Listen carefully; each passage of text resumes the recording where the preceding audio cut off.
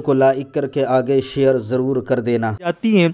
اور جب آپ پیچھے پیچھے جاتی ہیں تو حضرت ابراہیم علیہ السلام سے کہتی ہے کہ آخر مجھ سے کیا غلطی ہوئی ہے، کیا خطا ہوئی ہے، کیا لغزش ہوئی ہے، آپ مجھے چھوڑ جا رہے ہیں، آپ کوئی جواب بھی نہیں دیتے۔ اور اس کے بعد پھر حضرت ابراہیم علیہ السلام کو وہ اتنا کہتی ہے کہ کیا یہ اللہ کا حکم ہے؟ اللہ کے پیغمبر سے کہتی کیا یہ اللہ کا حکم ہے؟ حضرت ابراہیم علیہ السلام کہتے ہیں ہاں یہ اللہ کا حکم ہے۔ اتنا سنتی ہے تو سننے کے بعد کہتی ہے کہ جب یہ میرے اللہ کا حکم ہے تو میرا اللہ میرے لیے کافی ہے اور میرا اللہ مجھے ضائع نہیں فرمائے گا۔ آپ بیٹھ گئیں ٹیلے کے پاس کھجور کی تھیلی لے کر، پانی کا مشکیزہ لے کر، اور کھجوریں کھاتی تھی، پانی پیتی تھی، ننھے سے اسماعیل علیہ السلام کو دودھ بھی پلاتی تھی۔ اور پھر جب حضرت اسماعیل علیہ السلام دودھ پیتے تھے، پرسکون تھے۔ یہاں ایک بات عرض کر دوں کہ اس کو دلیل بنا کر کوئی بھی اپنے بچے کو یا بیوی کو بلا وجہ جو ہے جنگل میں یا بیابان میں نہیں چھوڑ سکتا۔ وجہ یہ ہے کہ وہ اللہ کا حکم تھا، اللہ کے پیغمبر تھے، اللہ نے ان پہ وحی کی تھی، اس لیے انہوں نے ایسا کیا۔ اور جو کام اللہ کرنے کا حکم دیتا ہے تو اللہ تعالیٰ اس کی محافظت بھی فرماتا ہے۔ معاذ اللہ اس کو کوئی دلیل بنا کر کے یہ نہ کرنا شروع کر دیں۔ اور اگر کوئی آج کی تاریخ میں ایسا کرے گا کہ جنگل و بیابان میں بیوی بچے کو چھوڑ دے گا، معاذ اللہ کہ معاذ اللہ میں سنت ابراہیمی پہ عمل کر رہا ہوں، تو اس کے لیے جائز نہیں ہوگا، اس لیے کہ وہاں کے کچھ معاملات مخصوص ہوتے ہیں، انبیاء کرام صاحب وحی ہوتے ہیں اور یہ ان کے اپنے معاملات ہیں۔ تو ہمیں جتنا کرنے کا حکم دیا گیا ہمیں اتنا ہی کرنا چاہیے، اس سے زیادہ ہمیں کرنے کی کوشش نہیں کرنا چاہیے، ورنہ جو وہ انسان حدوں کو توڑے گا تو نقصان اٹھائے گا۔ تو پھر حضرت ابراہیم علیہ السلام جو واپس لوٹ گئے، حضرت ہاجرہ اسماعیل علیہ السلام کو لے کر بیٹھی رہی، پانی ختم ہو گیا، کھجوریں بھی ختم ہو گئی، اور جب کھجور اور پانی ختم ہو گیا تو پھر چونکہ آپ کے سینے میں جو اسماعیل علیہ السلام کے لیے غذا تھی وہ بھی خشک ہو گئی، اور آپ رونے لگے تو پریشان ہوئی، اور حضرت اسماعیل علیہ السلام کو لٹا کر آپ پانی کی تلاش میں صفا مروہ کی طرف دوڑ لگاتی رہی۔ بالآخر دوڑ لگاتے ہوئے آپ کو خیال آتا کہ میرے بچے کو کہیں درندہ نہ اٹھا لے جائیں، تو آپ واپس تیزی کے ساتھ دوڑ کر کبھی صفا پر، کبھی مروہ پر، کبھی صفا پر، کبھی مروہ پر، بالآخر آپ کے کانوں میں کچھ آواز سی آئی، تو آپ کو حیرت ہوئی کہ یہاں کون سی آواز ہے، یہاں تو کوئی آتا ہی نہیں، یہاں تو کوئی پرندہ بھی پر نہیں مارتا، یہ آواز کون سی ہے؟ تو سوچا کہ اس وقت یہ آواز کسی فرشتے ہی کی ہو سکتی ہے، اور آپ نے جب دیکھا تو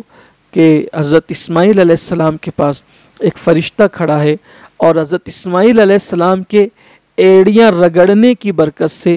پانی کا چشمہ جاری ہوا۔ آپ پانی کا چشمہ دیکھ کر بڑی خوش ہوئی، اور خوش ہو کر کے آپ نے جب وہ چشمہ پھوٹ پڑا اور جلدی سے اس کو آپ نے کہا زم زم، ٹھہر ٹھہر۔ اللہ کے رسول صلی اللہ علیہ وآلہ وسلم فرماتے ہیں کہ اگر اللہ ہاجرہ پہ رحم فرمائے، اگر وہ ایسا نہ کہتی تو وہ پانی بہہ جاتا، اور وہ یہ بھی بیان کیا گیا ہے کہ وہ پوری زمین پر وہ پھیل جاتا پانی۔ انہوں نے زمزم کہہ کے اس کو وہیں پر روک دیا، گویا کہ پانی پیا، حضرت اسماعیل علیہ السلام کو پلایا، سیراب ہوئی، اور پھر اس کی برکت سے آپ کے سینے میں پھر غذا واپس ہوئی، اور حضرت اسماعیل علیہ السلام جو ہے وہ پھر پرسکون ہو گئے۔ اس طرح سے آپ وہاں رہنے لگی، اور وہ پانی زمزم بھی کتنا برکت والا پانی ہے کہ اللہ کے رسول علیہ السلام فرماتے ہیں اس میں دیکھنا بھی شفا ہے، اس کو دیکھ کر جو دعا پڑھی جائے اللہ اس دعا کو بھی قبول فرماتا ہے، اور زمزم کو جس نیت سے پیا جائے گا اللہ اس نیت کی بھی تکمیل فرماتا ہے۔ اسی لیے امام اہل سنت نے لکھا ہے کہ جب زمزم پیو تو یہ بھی نیت کیا کرو، دعا کیا کرو کہ یہاں سیرابوں نے اللہ قیامت کی پیاس سے ہماری حفاظت فرمائے۔ اور بھی زمزم کے بڑے فوائد ہیں، زمزم بھوک بھی مٹاتا ہے، پیاس بھی مٹاتا ہے، اور جب زمزم پئیں تو پیٹ بھر کر کے پئیں، کیونکہ منافق اور مومن کا فرق یہ ہے کہ مومن پیٹ بھر کے پیتا ہے، منافق پیٹ بھر کر نہیں پیتا۔ لیکن یہ بات وہاں کے لیے، کیونکہ یہاں تو ہمیں تبرکن تھوڑے چند قطرے ملتے ہیں، لیکن یہ وہاں کے لیے کہ جب زمزم پیے تو پیٹ بھر کر پی، اللہ وہ زمین ہمیں نصیب فرمائے، بار بار نصیب فرمائے۔ پھر حضرت ابراہیم علیہ السلام حضرت سارہ سے رضی اللہ تعالیٰ عنہ اجازت لے کر کہ میرا بچہ اور حضرت ہاجرہ کافی دن ہو گئے ہیں، میں ذرا ان سے مل آؤں، اور پھر آپ جو ہیں تشریف لے گئے۔ اور جب آپ آئے تو وہی وادی غیر ذی زرع، آپ درمیان میں مجھے یہ عرض کرنا تھا لیکن میں وہ عرض کر رہا ہوں کہ جب حضرت ابراہیم علیہ السلام حضرت ہاجرہ کو چھوڑ کر جب لوٹنے لگے تو وہاں آپ نے دعا کی تھی کہ اللہ میں تو اپنی اولاد کو یہاں چھوڑ کر بسا کر جا رہا ہوں،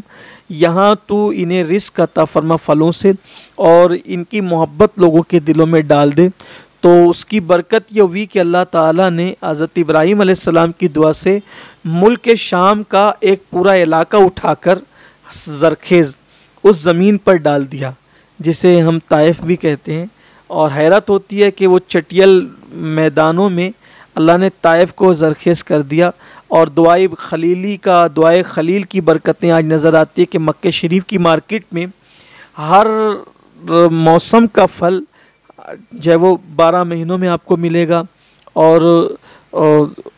ہر جگہ سے اچھی کوالٹی میں ملے گا۔ یہ برکت ہے دعائے ابراہیم کی علیہ السلام۔ اور پھر جوک در جوک لوگ آتے بھی ہیں، لوگوں کی دلوں میں محبت ہے۔ کوئی مسلمان آپ کو ایسا نہیں ملے گا کہ جس کو اللہ تعالیٰ نے ایمان کی دولت سے نوازا ہو اور وہ مکۃ المکرمہ جانے کی تمنا نہ کرتا ہو، حرم خدا دیکھنے کی تمنا نہ کرتا ہو۔ اور چونکہ اب تو دور ابراہیمی کے بعد مصطفیٰ جان رحمت کا دور آیا تو ہمارے آقا کی ولادت بھی وہاں ہوئی، اور پھر وصال مدینہ منورہ میں ہوا، تو ہمارے لیے تو دوہری خوشی ہے کہ ہم جب مکہ شریف جاتے ہیں تو بارگاہ رسالت کی حاضری بھی جو ہے وہ ہوتی ہے۔ اور اللہ کا شکر ہے، عاشقوں کی طبیعت تو یہ ہے کہ وہ دربار رسالت کی حاضری کی نیت سے گھر سے نکلتے ہیں اور پھر کعبۃ اللہ شریف کی زیارت کا شرف بھی حاصل کرتے ہیں۔ کعبے کا نام تک نہ لیا، طیبہ ہی کہا، پوچھا تھا ہم سے جس نے کہ نوزت کدھر کی ہے، اس کے طفیل حج بھی خدا نے کرا دیے، اس کے طفیل حج بھی خدا نے کرا دیے، اصل مراد حاضری اس پاک در کی ہے۔ اللہ اکبر۔ تو بڑی شان والا حرم ہے اللہ کا، اور اس کی بڑی برکتیں ہیں۔ اور ابراہیم علیہ السلام حضرت سارہ سے اجازت لے کر جب آئے تو آنے کے بعد دیکھا کہ حضرت اسماعیل علیہ السلام اپنے قدموں پر چلنے لگے، اور شعور کی منزلوں پر، یوں تو اللہ کا نبی دنیا میں آتا ہی یہ ہے باشعور، لیکن صرف سمجھنے سمجھانے کے لیے جب آپ کی عمر و شریف جو ہے وہ پہنچی کہ آپ کسی یعنی کام کرنے کے قابل ہو گئے، تو اللہ تعالیٰ نے حکم دیا کہ آپ کعبۃ اللہ شریف بنائیں، یعنی وہی بنا جو فرشتوں کی بنا تھی، اس پر حضرت ابراہیم علیہ السلام نے کعبۃ اللہ شریف کی انہی بنیادوں پر تعمیر شروع کی۔ ذی الحجہ شریف کی 1 تاریخ کو آپ نے کام شروع کیا، اور 25 ذی القعدہ شریف کی 1 تاریخ کو، یعنی ذی الحجہ سے پہلا جو مہینہ آتا ہے شوال کے بعد والا، اور بقرعید سے پہلے والا، بیچ کا جو میں نا ذی القعدہ جو ہوتا ہے، اور ذی القعدہ کی 1 تاریخ کو آپ نے کعبہ شریف کی تعمیر شروع کی، اور ٹھیک 25 ذی القعدہ کو آپ نے کعبۃ اللہ شریف کو مکمل کر لیا، یعنی تقریباً 25 دن کے اندر اندر حضرت ابراہیم علیہ السلام نے کعبہ مکمل تعمیر کیا۔ اسماعیل علیہ السلام گارہ لا کر دیتے تھے اور ابراہیم علیہ السلام اس کو تعمیر کرتے تھے، اور جو تعمیر تھی وہ جنت سے سامان آیا ہوا تھا، اور ایک جنتی پتھر تھا، اسی پہ کھڑے ہو کے کعبہ کی تعمیر ہوتی تھی، اور جیسے جیسے دیوار بڑھتی جاتی تھی وہ جو ہے وہ پتھر بھی اٹھتا چلا جاتا تھا، اوپر اٹھتا چلا جاتا، اور گویا کہ سیڑھیوں کا کام کر رہا تھا، یا یہ کہہ لیں کہ جو ہے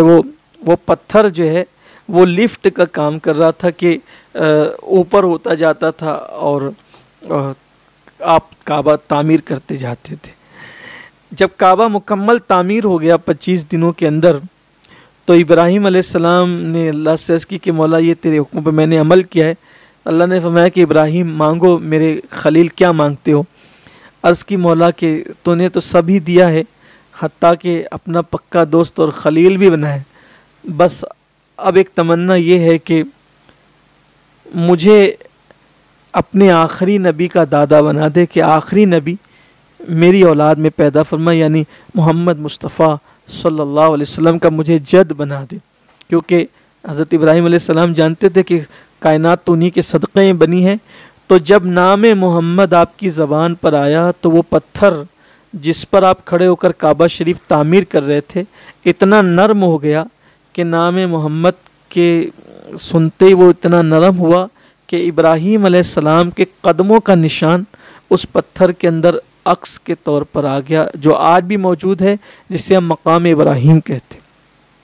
کتنی خوبصورت سی بات ہے۔ مفسرین لکھتے ہیں کہ جو پتھر نام محمد سن کر نرم ہو گیا، اللہ نے قیامت تک کے لیے اس پتھر کو عزت والا بنا دیا، اور دنیا جو ہے وہ آج بھی جاتی ہے تو اسی پتھر کے قریب جو ہے وہ واجب الطواف جو نفل نماز ہے وہ ادا کرتی ہے۔ پھر ابراہیم علیہ السلام نے جب کعبہ بنا لیا، 25 ذوالقعدہ کو کعبے کا کام مکمل ہوا، اب آپ جو ہے وہ حضرت ہاجرہ اور حضرت اسماعیل کے ساتھ رہنے لگے۔ انہی دنوں پھر ایک اور حکم آ گیا کہ جب ذی الحجہ شریف کا مہینہ شروع ہوا، 7 دن ذی الحجہ کے گزرے تھے کہ حضرت ابراہیم علیہ السلام نے 8ویں شب کو ایک خواب دیکھا کہ حکم ہو رہا ہے کہ اسماعیل کو ہماری راہ میں قربان کر دو، ذبح کر دو۔ حالانکہ آج کسی کے لیے، جیسا کہ میں نے عرض کیا، کہ جائز نہیں ہو سکتا کہ وہ خواب دیکھ کے بچہ ذبح کرے، کیونکہ یہ وہی تھی، کیونکہ نیند جو ہوتی ہے نا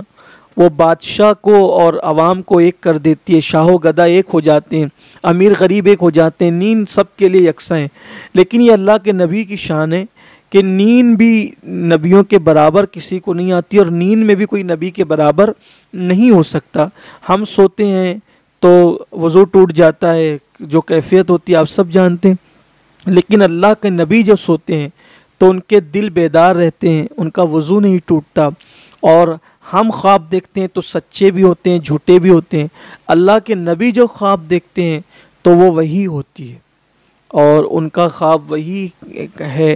اور حضرت ابراہیم علیہ السلام نے دیکھا کہ حکم ہوتا ہے کہ اکلوتا بیٹا ذبح کر دو، تو آپ نے خواب دیکھا تو دن بھر آپ جو ہے وہ سوچ میں رہے، آپ سوچ میں رہے کہ کیا کیا جائے۔ اسی لیے 8 ذی الحجہ کو یوم ترویہ کہا جاتا ہے، یعنی سوچ کا دن۔ پھر آپ نے خواب دیکھا 8 کا دن گزر کر 9ویں شب کو کہ ذبح کا حکم ہو رہا ہے، تو پھر آپ نے یعنی کہ آپ نے جو وہ فیصلہ کر لیا کہ مجھے اسماعیل علیہ السلام کو ذبح کرنا ہے۔ تو چونکہ آپ پر معاملہ مکمل کھل گیا اور آپ نے پہچان لیا جو حکم دیا گیا تھا، اس لیے اس دن کو یوم العرفہ کہتے ہیں، پہچان کا دن۔ اور یوم العرفہ کہنے کی ایک وجہ یہ بھی ہے کہ اس دن عرفات میں حج بھی ہوتا ہے۔ اور پھر آپ نے اس حکم کو، اس کی تعمیل کر دی 10ویں ذی الحجہ کو، تو اس کو یوم النحر یوم نحر کہتے ہیں اس کو۔ اور جب آپ نے حضرت اسماعیل علیہ السلام کو ذبح کرنے کے لیے جو ہے وہ لے جانے لگے مینا کی طرف، تو آپ نے حضرت اسماعیل علیہ السلام کو جو ہے وہ واضح طور پر یہ کہا کہ میرے اللہ نے مجھے حکم دیا ہے کہ میں تمہیں ذبح کر دوں، تم کیا کہتے ہو؟ وہ کہا کہ آپ کو جو حکم ہوا ہے آپ بغیر جھجک اس پر عمل کریں کہ انشاءاللہ آپ مجھے صبر کرنے والا پائیں گے۔ اور ایک طویل واقعہ اس کے ساتھ بھی ہے کہ حضرت ابراہیم علیہ السلام جب لے جانے لگے تو چونکہ وہ آپ کی عمر شریف چھوٹی تھی، بعض مفسرین کے نزدیک آپ کی عمر 13 سال کی تھی، یعنی آپ جب سن بلوغ کو پہنچنے لگے تھے تب آپ کی عمر ہے۔ اس پر عمر شریف پر بھی متعدد اقوال ہیں، لیکن ہم اس کی تفصیل میں نہیں جاتے۔ اکثر جو بزرگوں کا قول ہے ہم وہ آپ کے سامنے پیش کر رہے ہیں کہ 13 سال کی لگ بھگ آپ کی عمر شریف رہی ہوگی، تب آپ کو ذبح کرنے کے لیے لے جایا گیا۔ اور پھر جب آپ لے جا رہے تھے منی کی طرف تو شیطان نے حضرت ہاجرہ کو ورغلانا چاہا، ماں تھی، کہ ابراہیم تمہارے بیٹے کو ذبح کرنے لے جانے۔ تو جناب ہاجرہ نے کہا کہ کیا کوئی باپ بھی اتنی منتوں مرادوں سے جس کے یہاں اولاد پیدا ہوئی، وہ بھی اکلوتی اولاد، کیا وہ ذبح کر دے گا؟ کوئی باپ ایسا کر سکتا ہے؟ تو شیطان کے منہ سے بات نکل گئی کہ اللہ کا حکم ہے۔ ہاجرہ نے کہا کہ اگر اللہ کا حکم ہے تو ایک بیٹا کیا، ہزاروں بیٹے بھی ہو تو اللہ کے حکم پہ قربان کر سکتے ہیں۔ یہ تربیت تھی حضرت ابراہیم علیہ السلام کی۔ اور پھر شیطان نے حضرت اسماعیل علیہ السلام کو ورغلایا اور یہ کہا کہ آپ کے ابا ذبح کرنے لے جا رہے ہیں۔ اور پھر اسماعیل علیہ السلام نے بھی کہا کہ اکلوتا بیٹا اتنی مرادوں سے دعاؤں سے جو ہوا ہو کیسے ذبح کیا جا سکتا ہے؟ تو کہا یہ ایسا سوچتے ہیں کہ یہ اللہ کا حکم ہے۔ تو حضرت اسماعیل علیہ السلام نے کہا کہ تو مجھے شیطان مردود ہی معلوم ہوتا ہے کہ اللہ کے حکم سے عمل کرنے پہ روکتا ہے۔ پھر اس نے حضرت ابراہیم علیہ السلام کو بھی روکنے کی کوشش کی، یہ خواب ہی تو ہے وغیرہ وغیرہ، اور آپ نے اس کو کنکریاں مار کے بھگایا۔ وہ آج بھی اس کی یادیں تازہ کی جاتی ہے۔ اور پھر حضرت اسماعیل علیہ السلام کو لے گئے اور کہا کہ میں آپ کو اللہ کے حکم پہ ذبح کرنا چاہتا ہوں۔ کتنے خوبصورت یہ فلسفہ ہے قربانی کا کہ حضرت اسماعیل علیہ السلام جو ہے وہ کہنے لگے کہ ابا جی ایک کام کیجئے گا کہ جب آپ مجھے ذبح کیجئے گا تو آپ میرے ہاتھوں کو اور پیروں کو باندھ دیجئے رسی سے، کہ مجھے ڈر لگتا ہے کہ جب آپ میری گردن پر چھری چلائیں گے تو ہاتھ اور پیر درد کی وجہ سے اگر میں جو وہ بے قابو ہو کر کے پھینکوں تو کہیں آپ کو اس سے اذیت نہ پہنچے، یا میرا خون جو ہے وہ آپ کے لباس کی طرف نہ بڑھے، اس لیے آپ تاکہ میں تڑپوں بھی تو ایک حد میں تڑپ سکوں۔ دوسری بات یہ کہ میرا چہرہ جو ہے وہ آپ زمین کی طرف کر دیں تاکہ شفقت پدری جو ہے حکم خدا بندی پر عمل کرنے سے آپ کو نہ روک سکیں، اور ہو سکے تو آپ اپنی آنکھوں پہ پٹی باندھ لیں تاکہ جو ہے وہ بیٹے کی محبت رب کی محبت کے درمیان حائل نہ ہو سکے۔ کیا خوبصورت انداز ہے اللہ کی رضا کے لیے، آزمائش خدا بندی پر پورا اترنے کے لیے۔ اور پھر ایسا ہی ہوا کہ ابراہیم علیہ السلام نے جو ہے وہ گردن پر چھری رکھی، 10ویں ذی الحجہ تھی، اور بیٹے کے اکلوتے بیٹے کی گردن پر چھری تھی، اور اللہ اکبر، حضرت ابراہیم علیہ السلام چھری پھیر رہے تھے، قدرت نے جو ہے وہ دکھا دیا فرشتوں کو، اور پوری کائنات کے لیے ایک مثال قائم ہو گئی کہ امتحان میں کامیاب ہوتے ہوئے آئے تھے، لیکن جب اولاد کے امتحان کی بات آئی تو ابراہیم علیہ السلام نے اولاد کو نہیں دیکھا